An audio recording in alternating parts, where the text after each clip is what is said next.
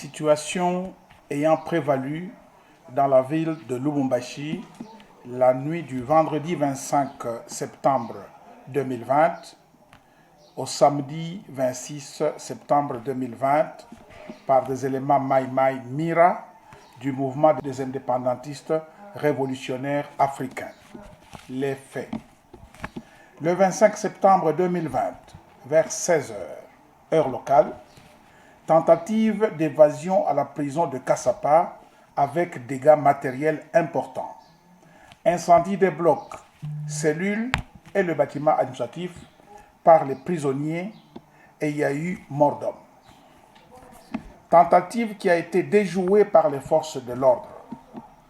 Vers 23h, heure locale, les Maï Bakatakatanga, déjà infiltrés dans la ville de Lubumbashi, se sont regroupés dans la périphérie de la commune annexe à partir du golfe Faustin, ont progressé vers la ville avec comme intention de prendre le centre-ville, la place Moïse Tshombe, la poste et la station de la RTNC Lubumbashi.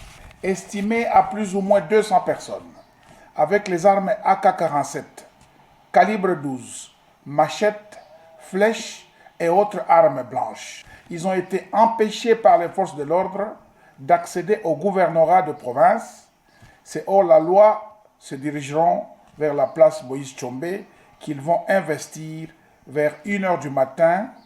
La milice était accompagnée des femmes et enfants scandant des slogans sur l'autonomie et l'indépendance du Katanga. Un autre groupe, vers 4h du matin, heure locale, en provenance de Kamatete, estimé à plus ou moins 100 personnes, a emprunté l'avenue Biaï prolongée, avec comme intention de prendre la prison de la Kassapa et la RTNC Lubumbashi. Ces derniers ont été déjoués par les éléments du bataillon police militaire, PEM en sigle, basé à la prison de Kassapa. Ces assaillants vont progresser pour prendre la RTNC et rejoindre le gros du groupe et se renforcer à la place Moïse Tshombe. Parmi eux, l'on signale des femmes et des mineurs, parmi les combattants armés. La police nationale congolaise va tenter de les disperser avec du gaz lacrymogène pour les séparer. C'est à ce moment-là qu'ils ont répliqué et commencé à tirer sur nos hommes. Ils ont fait l'usage d'armes à feu. En tirant sur nos hommes, 2 policiers ont été décapités. Ils ont aussi réussi à tuer un élément des FARDC. Les forces loyalistes se sont vues dans l'obligation de riposter fermement. En ce moment, la situation est sous contrôle et est devenue calme sur toute l'étendue de la ville cuprifère de Lubumbashi.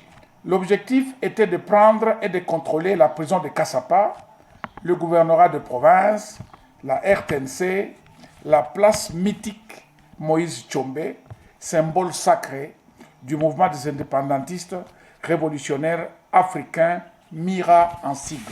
À l'heure actuelle, le bilan provisoire se présente comme suit. Du côté des assaillants, 16 neutralisés, plusieurs blessés, 13 capturés, 7 armes récupérées, plusieurs flèches et machettes, des effigies de Gédéon Kyungu Mutanga et un drapeau de Mira. Du côté ami, donc du côté loyaliste, 3 morts, dont 2 policiers décapités et un élément FARDC tué par balle. 7 blessés, 2 jeeps touchés par balle, une autre jeep saccagée et 3 armes ont été emportées. Il n'y a pas eu de dégâts collatéraux signalés auprès de la population civile. Ceux qui sont en errance ou en débandade sont poursuivis par les forces gouvernementales vers la route Kafoubou, Golfe Le Battant. Les autres se sont dirigés vers la route Likasi, route Kasenga. L'autorité politico-administrative, à savoir le gouverneur de province, rassure toute la population et lui demande de rester sereine, de se calmer et de dénoncer toute personne suspecte auprès des forces de l'ordre. Au moment venu, nous donnerons le rapport final lié à ces événements malheureux. Je vous remercie.